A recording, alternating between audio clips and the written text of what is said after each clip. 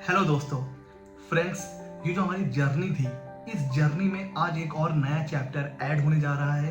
जी हाँ फ्रेंड्स, हमने GST annual return ये जो कोर्स था स्टार्ट किया था और आज है उस कोर्स का लास्ट लेक्चर। जी हाँ, और आज का जो लेक्चर होने वाला है थोड़ा सा लेंदी है, वो इस वजह से क्योंकि हमने आपको बताया था कि जो GSTR 9C है इसके लिए हमें चाहिए थोड़ी सी इन डेप्थ नॉलेज और ये थोड़ा सा लंबा एक आप कह सकते हो कि रिटर्न है, तो इसके लिए टाइम ज़्यादा चाहिए क्योंकि हमें एक एक पॉइंट को डीप में जाके समझना है। इसी वजह से आज का लेक्चर थोड़ा सा लेंदी होने वाला है। और जैसे कि हमने जीएसटी प्रैक्टिशनर का कोर्स कंप्लीट किया, इनकम टैक्स का कोर्स कंप्लीट किया, रजिस्ट्रेशन का कोर्स देखा और अभी हमारा अकाउंटिंग का कोर्स चल रहा है, उस पर कुछ लेक्चर्स बचे हुए हैं, काफ़ी टाइम से उस पर कोई लेक्चर नहीं आया है। अब इसके बाद उस पर भी लेक्चर्स आने शुरू हो जाएंगे, तो अकाउंटिंग का कोर्स है।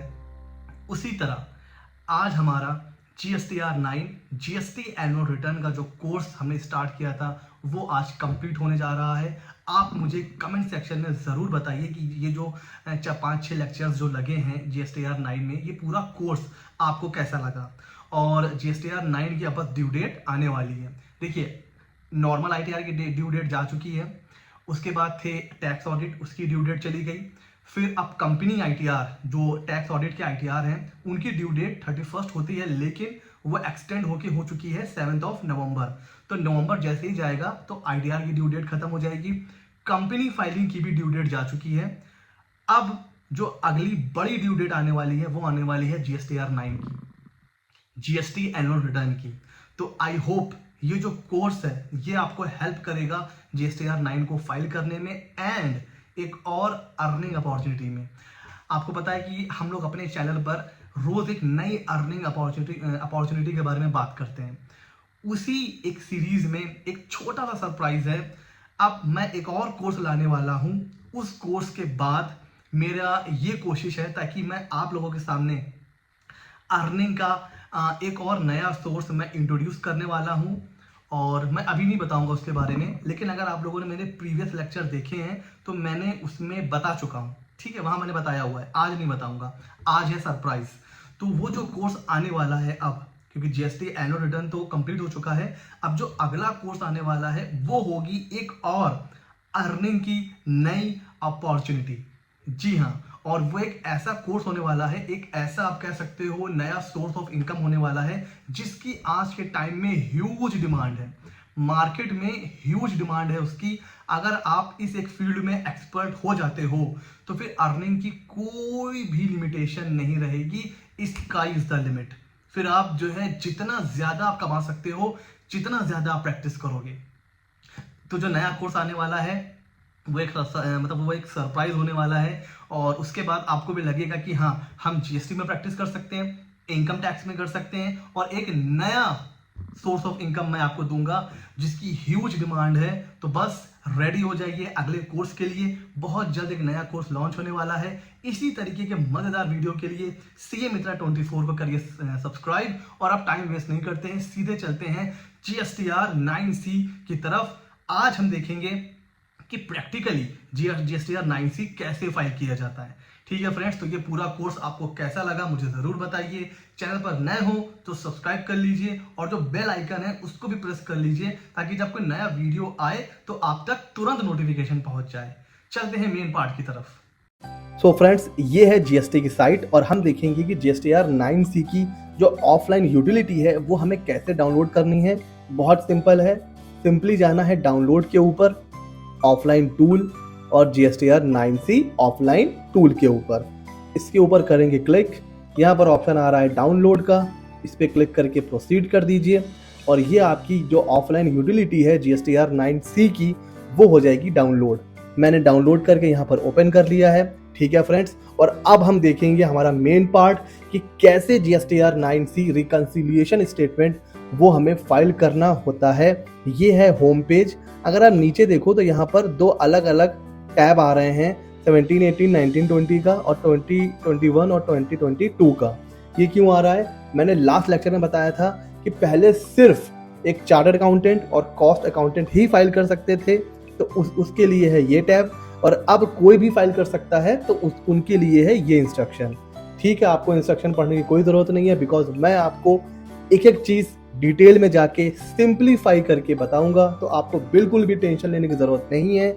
आप बस अपनी सीट पर बैठिए, आराम से वीडियो देखिए और आपको एकदम ईजी वे में मैं आज बताने वाला हूं। तो होम पेज पर नीचे आप आओगे तो यहाँ पर देखिए ये सिंपली जीएसटी नंबर कह रहा है। जिस भी जीएसटीएन का हमें जीएसटीआर 9C फाइल करना है तो यहाँ पर क्लाइंट का जीएसटीएन नंबर आ जाएगा। जो फाइनेंशियल ईयर है वो हम यहाँ से कर लेंगे सिलेक्ट, हमारा 21-22 है, ठीक है सर। लीगल नेम देना कोई मैंडेटरी नहीं है, ये ऑटोमेटिक पिक कर लेगा। यहाँ पर ये कह रहा है कि name of the act if you are liable to audit under any act, मतलब जीएसटी के अलावा भी आप किसी और एक्ट में ऑडिट करने के लिए लायबल हो। तो देखिए जीएसटीआर 9C की लिमिट हमने कितनी देखी थी लास्ट लेक्चर में, 5 CR, 5 करोड़ से ऊपर होता है जीएसटी ऑडिट। और टैक्स ऑडिट की लिमिट क्या हमने देखी है, 2 करोड़ और सिंपली 1 करोड़। तो भाई जिसका जीएसटी ऑडिट हो रहा है तो टैक्स ऑडिट तो हुआ ही होगा, ये तो 100% नॉर्मल बात है। तो यहां पर हम डाल देंगे भाई इनकम टैक्स एक्ट में भी ऑडिट के लिए ये लायबल हैं। ठीक है फ्रेंड, समझ में आ रहा है। ये होम पेज हो गया। अब चलते हैं अगले टैब की तरफ। और फ्रेंड्स मेरी बात को बहुत ही ध्यान से सुनिए, ये है सबसे इंपॉर्टेंट टैब PT5, इसको मैं बोलूंगा टैब 5। ये है रिकंसिलिएशन ऑफ टर्नओवर। इस टैब में हम हमारी बुक्स ऑफ अकाउंट यानी कि ऑडिटेड फाइनेंशियल स्टेटमेंट का टर्नओवर और जीएसटी जो जीएसटीआर 9 हमने फाइल किया है उसका टर्नओवर, इसको हम लोग आपस में रिकंसाइल करेंगे। तो ये सबसे इंपॉर्टेंट टैब है और ये सबसे कॉम्प्लेक्स भी है। ठीक है, मैंने लास्ट लेक्चर में आप लोगों को बताया था कि हमें इन डेप्थ नॉलेज होनी चाहिए अकाउंटिंग की, है ना, और आईटीसी की, जीएसटी की, इनकम टैक्स की। तो वो सारे कॉन्सेप्ट यहाँ पर यूज हो जाएंगे। तभी मैंने बोला था कि हमें एक अच्छी नॉलेज होनी चाहिए, बिकॉज पहले ये काम सिर्फ चार्टर्ड अकाउंटेंट और कॉस्ट अकाउंटेंट करते थे, अब ये कोई भी कर सकता है, लेकिन नॉलेज का जो लेवल हमें चाहिए वो वही चाहिए। ठीक है, लेकिन आपको टेंशन लेने की जरूरत नहीं है, बिकॉज मैं आज इतने सिंप्लीफाइड वे में आपको बताऊंगा कि एक एक कॉन्सेप्ट आपके दिमाग में एकदम बैठ जाएंगे। जब आप खुद से जीएसटीआर 9C फाइल करोगे तो फिर आपको कोई प्रॉब्लम नहीं आएगी। ठीक है सर, ये बताइए कि हमारा जो ऑडिटेड फाइनेंशियल स्टेटमेंट है यानी कि बुक्स ऑफ अकाउंट और जीएसटीआर 9 में डिफरेंस क्यों आ जाएगा। मैंने ये लास्ट लेक्चर में भी आपको बताया था, बहुत से रीजन हो सकते हैं। हो सकता है कि आप जो है mid of the financial year registered हुए हो जीएसटी में, तो जीएसटी में रजिस्टर्ड होने से पहले का टर्नओवर वो इनकम टैक्स में तो लिया जाएगा ना, जीएसटीआर 9 में तो आएगा नहीं, ये डिफरेंस हो सकता है। कोई डेबिट क्रेडिट नोट आपने बाद में इशू किया, वो डिफरेंस हो सकता है। और भी बहुत से डिफरेंस होते हैं, बस वही तो हमें रिकंसाइल करना है। कैसे, आइए देखते हैं। नीचे आते हैं। हमें हमें देखिए करना क्या है कि भाई ऊपर ही हमसे पूछ रहा है कि आपका ऑडिटेड फाइनेंशियल स्टेटमेंट का टर्नओवर कितना है। यहां पर आपको एक और बात बता दूं, देखिए जीएसटीआर 9C जो फाइल होगा ना वो जीएसटीएन वाइज होगा। जैसे मिस्टर ए है, मिस्टर ए का एक जो जीएसटी है वो दिल्ली में है, एक मुंबई में है। तो दिल्ली का जीएसटीआर 9C अलग फाइल होगा, मुंबई का अलग फाइल होगा। लेकिन क्या हम आईटीआर ऐसे फाइल करते हैं कि दिल्ली का आईटीआर अलग, मुंबई का आईटीआर अलग? ऐसा नहीं होता है ना। आईटीआर में तो जो फिगर जाती है वो ऑल ओवर इंडिया की जाती है, स्टेट वाइज आईटीआर फाइल नहीं होता है। लेकिन जीएसटीआर 9C ये स्टेट वाइज होगा। तो हमें भी क्या देखना पड़ेगा, जो हमारे पास ऑडिटेड फाइनेंशियल स्टेटमेंट्स हैं उसमें से हमें उस स्टेट का टर्नओवर अलग निकालना पड़ेगा। ठीक है, तो ये हमें एक ये इंफॉर्मेशन हमारे पास होनी चाहिए। तो हमने देखा कि ऑडिटेड फाइनेंशियल स्टेटमेंट में टर्नओवर था सर 10 लाख। ठीक है सर, और जीएसटीआर 9 में मैंने देखा कि जो टर्नओवर था वो सिर्फ था 8 लाख। या मैं यहां पे कर देता हूं, यहां पे था 12 लाख। और आप ये मत सोचिएगा सर जब 5 करोड़ से ऊपर का टर्नओवर है तो आप ये सिर्फ 12 लाख क्यों ले रहे हो। ये मैं सिर्फ आपको समझाने के लिए, फिगर को मैं सिंप्लीफाइड इसलिए कर रहा हूं ताकि हमें चीजें अच्छे से समझ में आ जाए। अब देखिए ऑडिटेड फाइनेंशियल स्टेटमेंट में है 12 लाख, जीएसटीआर 9 में टर्नओवर है सिर्फ 10 लाख। अब ये जो 2 लाख का डिफरेंस आ रहा है ना, ये हमें बताना है कि भाई क्यों आ रहा है, और ये है वो सारे रीजन। इसको हमें बताना है कि क्या इस वजह से आ रहा है, और सिंपली आपका रिकंसिलिएशन स्टेटमेंट बन जाएगा। आइए फटाफट पहला ऑप्शन दे रहा है unbilled revenue eight the beginning of the financial year. ऐसा कौन सा रेवेन्यू है जो अनबिल्ड है eight the beginning of the financial year? और इस कॉन्सेप्ट के साथ अब ये मत सोचिए कि मैं ऊपर ऊपर से बता के बस चला जाऊंगा, अभी हम लोग डीप में समझेंगे प्रैक्टिकली। तो एक तो ये आ रहा है unbilled revenue eight the beginning of the financial year, ठीक है सर, इसको याद रखिए। और नीचे आइए सर, नीचे आइए, एच पॉइंट देखिए, एच पॉइंट ये क्या कह रहा है? Unbilled revenue as at the end of the financial year. यहां beginning of the financial year है, यहां पे end of the financial year है, ठीक है। इन दोनों को हम साथ में समझेंगे। हमें देखिए नॉर्मल इनकम मतलब क्या होता है इनकम टैक्स में या अकाउंटिंग में क्या होता है? पिछले साल की क्लोजिंग, अगले साल की ओपनिंग होती है ना, लास्ट ईयर का क्लोजिंग स्टॉक, अगले का opening stock, closing capital, opening capital, closing fixed asset, opening WDV, है ना, ये तो होता है ना, closing WDV, opening WDV. Same चीज है, जो unbilled revenue and of the financial year होगा वही आएगा beginning of the financial year में, लेकिन दोनों एक साथ नहीं आएंगे। ये कब कब कैसे कैसे आएंगे और अनबिल्ड रेवेन्यू का मतलब क्या होता है वो एक बार देख लेते हैं, ठीक है सर। देखिए सर, अनबिल्ड रेवेन्यू का मतलब ये होता है वो रेवेन्यू जो आपने बुक्स ऑफ अकाउंट में तो रिकॉग्नाइज कर लिया है, लेकिन जिसके ऊपर जीएसटी पे नहीं हुआ है क्योंकि आपने जीएसटी में उसको बुक नहीं किया है। बुक्स ऑफ अकाउंट में आपने कर लिया है, जीएसटी में नहीं किया है। सर ऐसा कब होता है? ऐसा तब होता है फ्रेंड्स, हमें पता है अकाउंटिंग में जब हम रेवेन्यू को रिकॉग्नाइज करते हैं तो वो अकाउंटिंग स्टैंडर्ड्स की वजह से होता है। और ये जो डिफरेंस आएगा कब आएगा? जो बड़े बड़े कंस्ट्रक्शन कॉन्ट्रैक्ट होते हैं या कोई ऐसा कॉन्ट्रैक्ट होता है जो कंटिन्यू रहता है, ठीक है, बड़े बड़े कॉन्ट्रैक्ट होते हैं 5 साल के, 6 साल के, लगातार चलते रहते हैं। तो जब बड़े बड़े कॉन्ट्रैक्ट ऐसे होते हैं जो हम लोग बोलते हैं कॉन्टिन्यूअस सप्लाई, तो उस केस में जो रेवेन्यू हम बुक्स ऑफ अकाउंट में लेते हैं वो होता है अकाउंटिंग स्टैंडर्ड के हिसाब से। लेकिन जीएसटी में हमने क्या पढ़ा हुआ है जीएसटी प्रैक्टिशनर कोर्स में, कि जीएसटी हम कब पे करते हैं, उसका रूल का नाम क्या है? Time of supply. जब टाइम ऑफ सप्लाई फॉल कर जाती है तब हम जीएसटी पे करते हैं, हमें अकाउंटिंग स्टैंडर्ड से मतलब नहीं होता है। तो फ्रेंड्स ऐसे बहुत से रेवेन्यू होते हैं जो बुक्स ऑफ अकाउंट में तो होते हैं लेकिन जिसके ऊपर जीएसटी कब पे होता है? आगे आने वाले टाइम में, उस मंथ में नहीं होता है। जीएसटी पे होता है, ऐसा नहीं कि जीएसटी नहीं पे होगा, लेकिन बाद में कभी होगा। तो बुक्स ऑफ अकाउंट में तो आ गया पर जीएसटी पे नहीं हुआ। इसको एक हम लोग एग्जांपल से भी समझ लेते हैं। देखिए हुआ क्या कि 29 मार्च तक बुक्स पर जो बुक में जो हमने रेवेन्यू लिया था वो लिया था 10 लाख और जीएसटी में भी 10 लाख था, बहुत अच्छी बात है। लेकिन 31 मार्च को क्या हुआ? एज पर अकाउंटिंग स्टैंडर्ड हमने 2 लाख रुपए का रेवेन्यू बुक में तो ले लिया, बुक्स ऑफ अकाउंट में 2 लाख का रेवेन्यू हमने यहां तो बुक कर लिया, लेकिन टाइम ऑफ सप्लाई का जो रूल है उसके हिसाब से जीएसटी में अभी बुक नहीं किया है, जीएसटी में बाद में कभी होगा। तो अब हुआ क्या?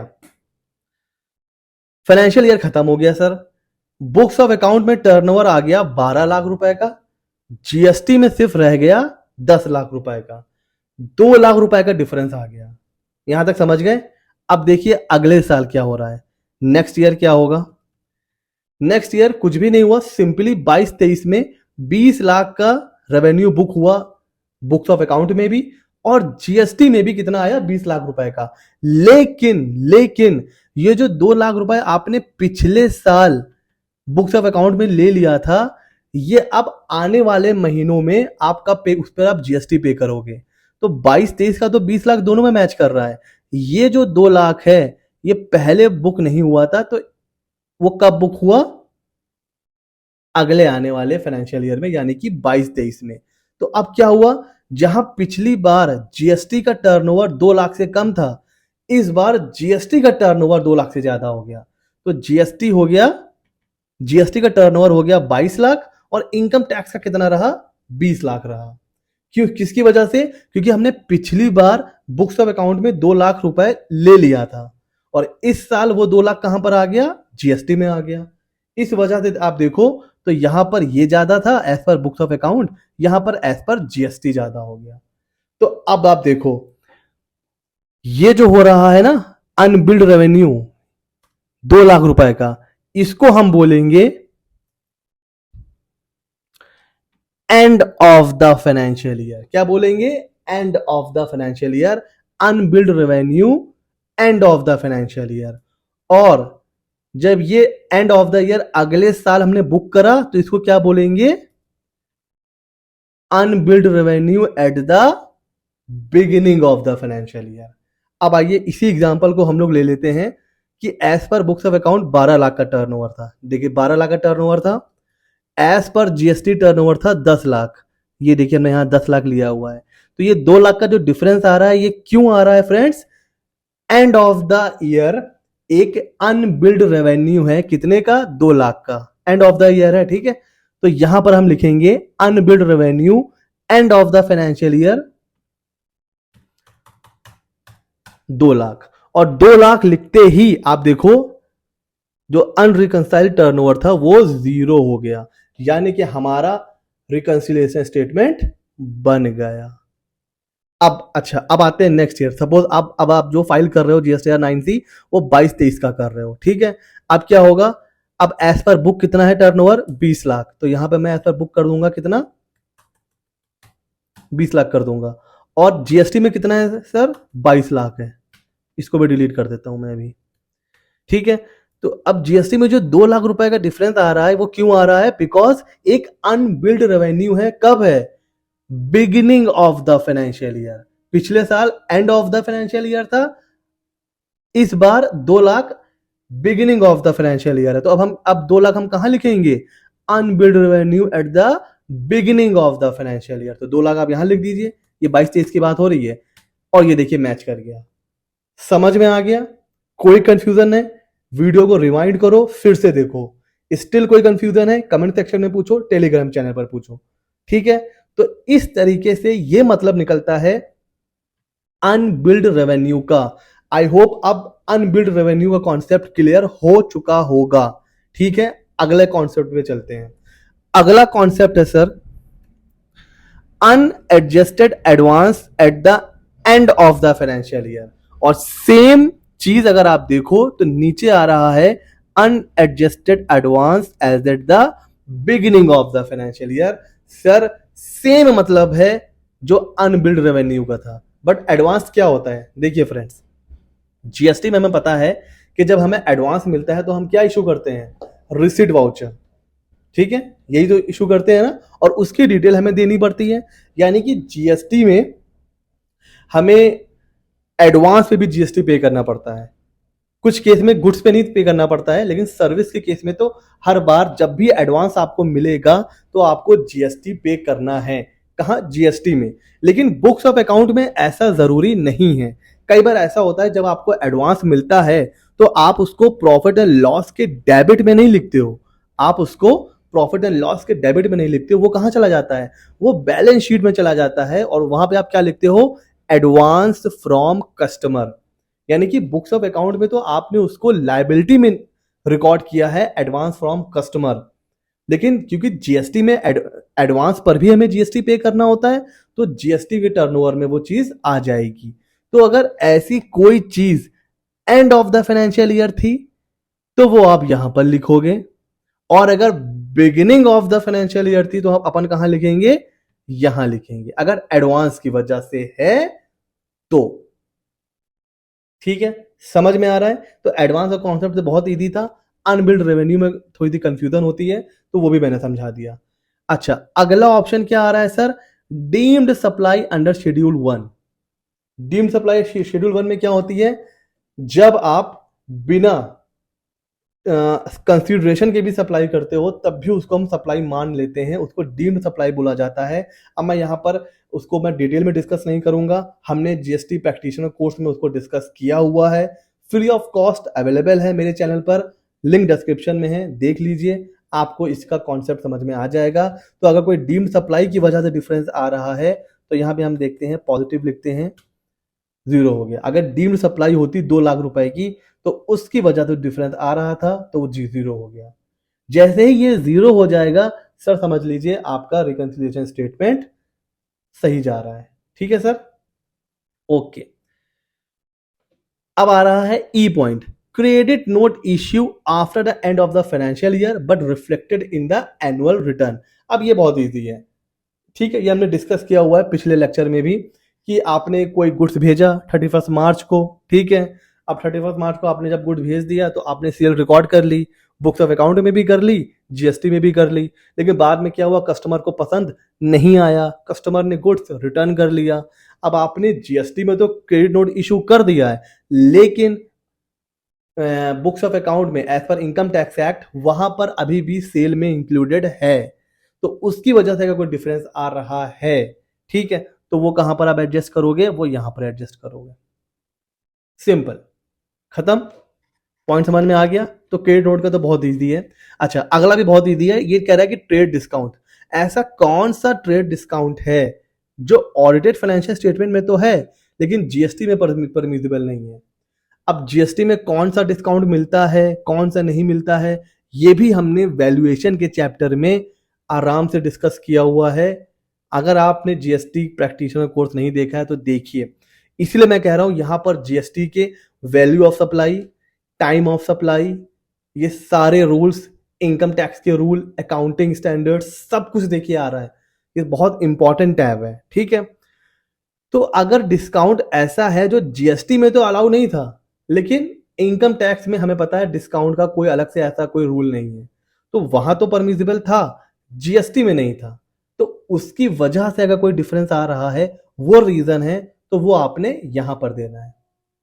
ठीक है, तो हम लोगों ने क्या क्या डिस्कस कर लिया है सर जी, बी कर लिया, सी कर लिया, डी कर लिया, ई कर लिया है, एफ कर लिया है, एच बी कर लिया है, आई बी कर लिया है।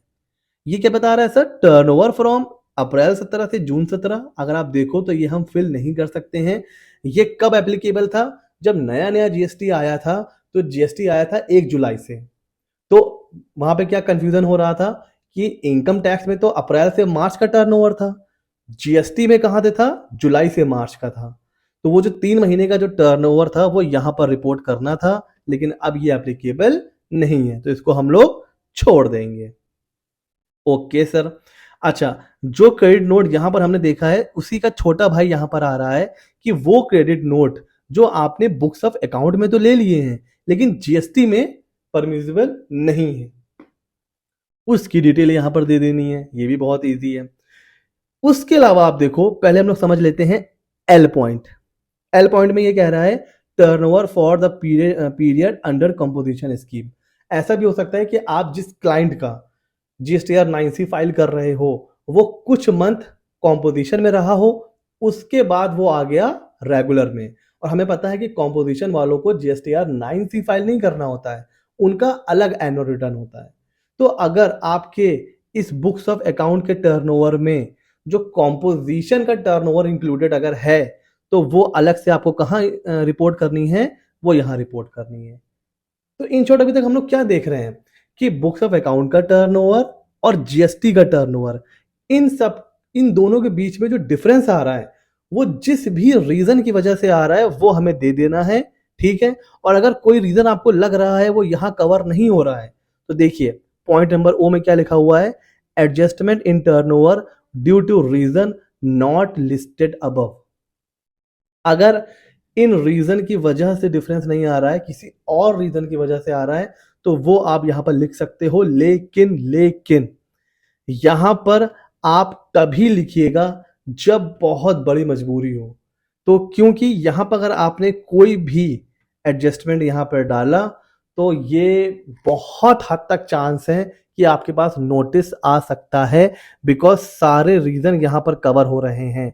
अगर बाई चांस कोई रीजन यहां पर कवर नहीं हो रहा है और आपका केस भी जेन्युइन है, तभी कोशिश करिए कि आप यहां पर उसका जो है एडजस्टमेंट दिखाइए, अदरवाइज कोशिश करिए कि इस पॉइंट में कभी भी कोई एडजस्टमेंट मत दिखाइए। अब 2-3 छोटे मोटे हैं, जैसे कोई एडजस्टमेंट आपने कराया सेक्शन 15 का। अब सेक्शन 15 क्या है, ये ट्रांजैक्शन वैल्यू का है। अब ट्रांजैक्शन वैल्यू क्या होती है, यह भी हमने जीएसटी जो अपना कोर्स है वहां पे पढ़ा हुआ है। उसकी वजह से अगर कोई डिफरेंस आ रहा है तो वो आप यहां लिखोगे, और अगर आप बहुत ज़्यादा इंपोर्ट एक्सपोर्ट करते हो और फॉरेन एक्सचेंज का हमें पता है कि रुपीस डॉलर का जो रेट होता है वो फ्रिक्वेंटली चेंज होता रहता है, आज कुछ और है, कल कुछ और होगा, फिर कुछ और होगा। तो अगर फॉरेन एक्सचेंज के फ्लक्चुएशन की वजह से हो सकता है कि आपने कुछ टर्नओवर ऊपर नीचे किया हो बुक्स ऑफ अकाउंट में और कुछ डिफरेंस आ रहा हो, तो उसका एडजस्टमेंट आपको इस टैब में देना है। ये सब कुछ देते देते देते देते अब आप देखना लास्ट में यहां पर जीरो आ जाना चाहिए। अगर ये जीरो नहीं आ रहा है तो ये अनरिकंसाइल पड़ा रहेगा और इस अनरिकंसाइल टर्नओवर पे फिर आपको हो सकता है जीएसटी पे करना पड़ जाए। कैसे? DRC03 फॉर्म के थ्रू। ठीक है, जीएसटीआर 9C में जो भी चीजें अनरिकंसाइल रह जाएंगी उसके ऊपर आपको जीएसटी पे करना पड़ सकता है, ये बात ध्यान रख के चलिए। तो हमने ये देखा कि हमने जब यहाँ पर एडजस्टमेंट करा तो मेरा जो अनरिकंसाइल टर्नओवर आ रहा था वो जीरो आ रहा था। ठीक है सर, तो ये टैब हमारा कंप्लीट हो गया है। हम ऊपर जाएंगे और वैलिडेट शीट पे करेंगे क्लिक और ये देखिए शीट सक्सेसफुली वैलिडेटेड आ रहा है। फ्रेंड्स, इस टैब में कोई भी कंफ्यूजन है तो प्लीज आप पूछ सकते हो और अगर ऐसा कोई डाउट है तो आप वीडियो को रिमाइंड करके दोबारा भी देख सकते हो। चलते हैं अगले टैब की तरफ। अगला टैब ये है कि अगर यहां पर आपका कुछ अनरिकंसाइल टर्नओवर आ रहा है तो उसका रीजन आपको देना है। इस टैब में लिखा हुआ है ना, reason for unreconciled difference in annual gross turnover. तो अगर उसमें कोई डिफरेंस आ रहा है तो फिर उसका आपको यहां पर देना है रीजन। ये हो गया सर। ठीक है सर, आगे चलते हैं। अगला क्या कह रहा है?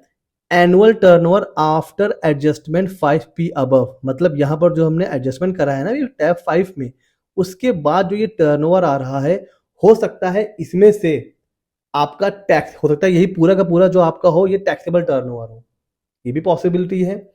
और या भी ये भी हो सकता है कि इसमें पूरा का पूरा टैक्सेबल ना हो सकता है इसमें कुछ ऐसा भी गुड्स हो जो नॉन जीएसटी वाला हो। आप जो है अल्कोहल भी बेचते हैं, आप तो कुछ टोबैको प्रोडक्ट्स बेचते हैं, पेट्रोल प्रोडक्ट्स बेचते हैं, वो नॉन जीएसटी है। इसी तरह और भी होते हैं, एग्जेम्प्ट सेल भी हो सकती है ना, और रिवर्स चार्ज वाली भी हो सकती है। तो अगर मान लीजिए टैक्सेबल टर्नओवर है इसमें आपका सिर्फ मैं मांगे चल रहा हूँ 18 लाख का, तो 4 लाख का डिफरेंस आ रहा है।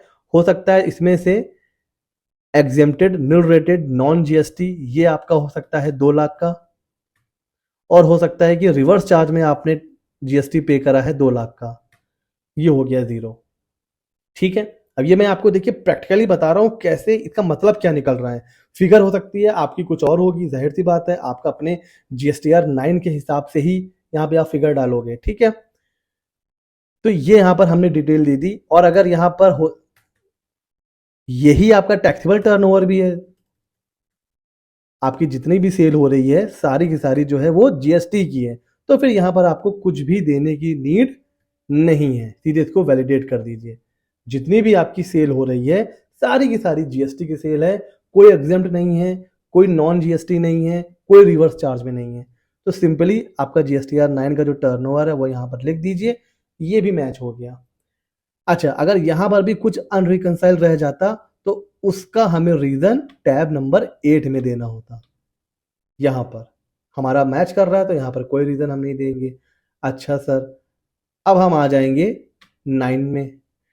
9 देखिए क्या कह रहा है, आइए सर। 9 हमसे कह रहा है रिकंसिलिएशन करना है किसका? टैक्स पेड का। आपने साल भर में जीएसटीआर 3B में जो भी टैक्स पे किया है वो आप यानी कि वो आ जाता है जीएसटीआर 9 में। और हो सकता है जीएसटीआर 9 में कुछ आपने एडिशनल टैक्स और पे किया हो DRC 03 के थ्रू। तो जीएसटीआर 9 में जितना भी आपने टैक्स पे किया है वो आपको यहाँ पे लिखना है सिंपल, जैसे CGST, SGST, IGST।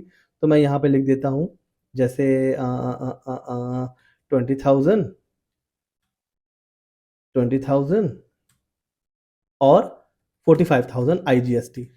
अगर कोई सेस है तो आप सेस भी ले सकते हो।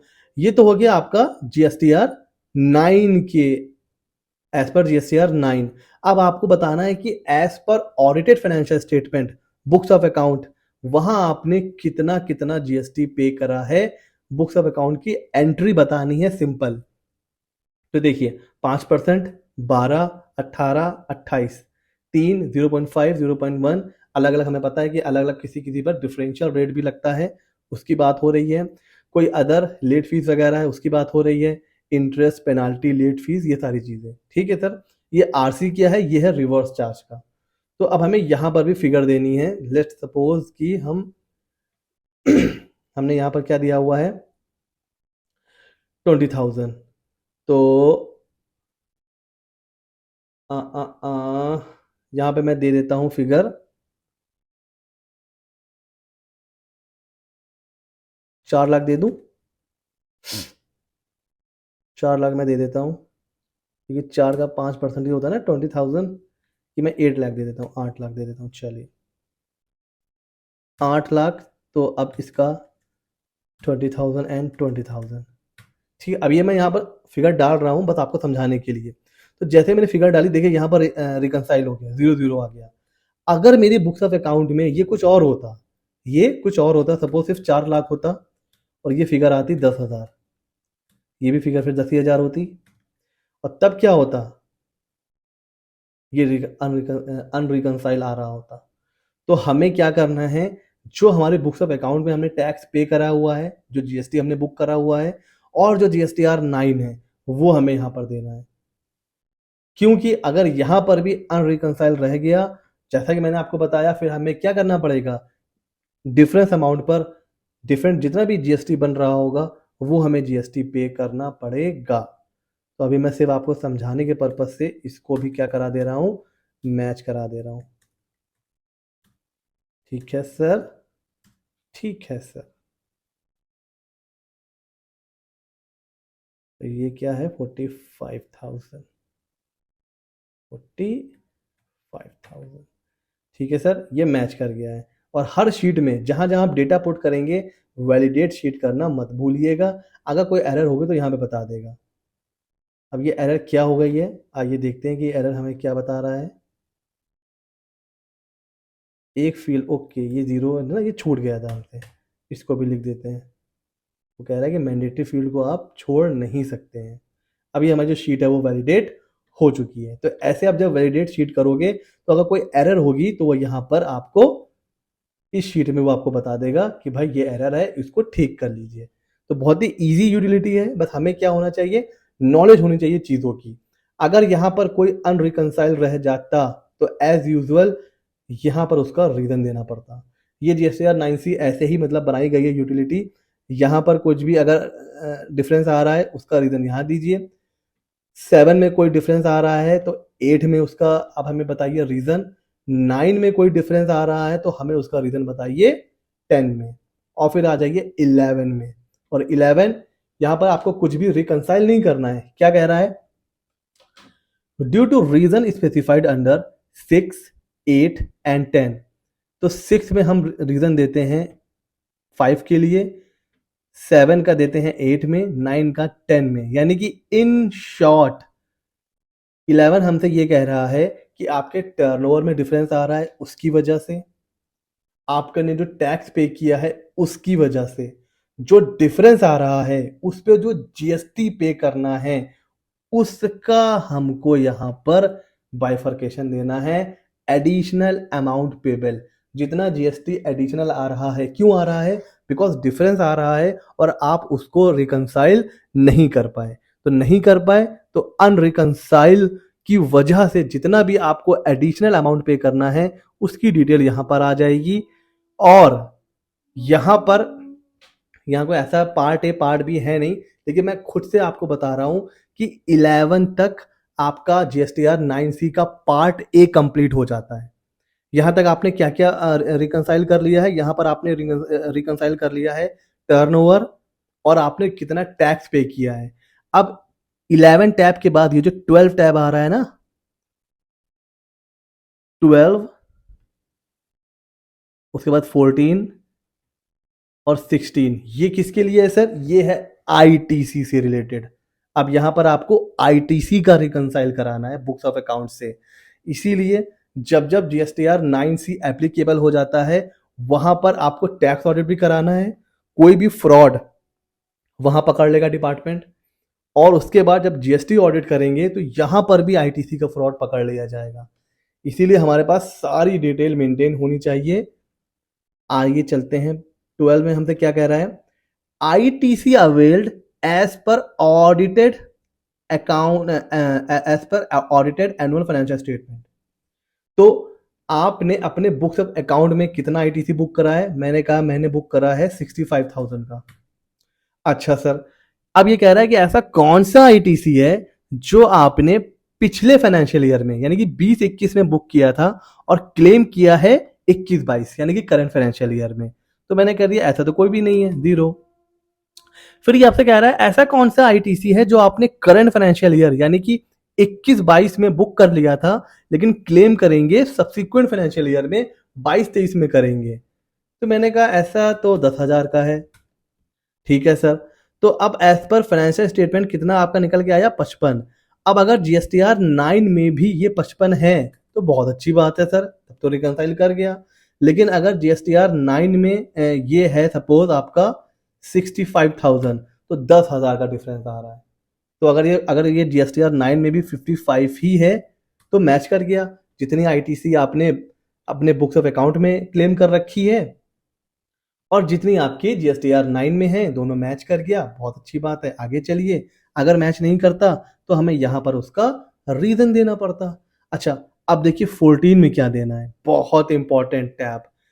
ऐसा नहीं है कि बस आपने मुंह उठा के बता दिया कि हमने इतना आईटीसी क्लेम किया है बुक्स ऑफ अकाउंट में। नो, ऐसा कुछ भी नहीं है। यहाँ पर आपको पूरा बाइफर्केशन देना है। परचेज का आईटीसी कितना है, फ्रेड का कितना है, पावर फ्यूल का कितना है, रेंट का कितना है, रॉयल्टी का कितना है, एम्प्लॉय कॉस्ट का कितना है, भाई कन्वेंस का, बैंक चार्जेस, मतलब आप समझ रहे हो। और एनी अदर जो यहाँ पर कवर नहीं हो पा रहे हैं वो एनी अदर में।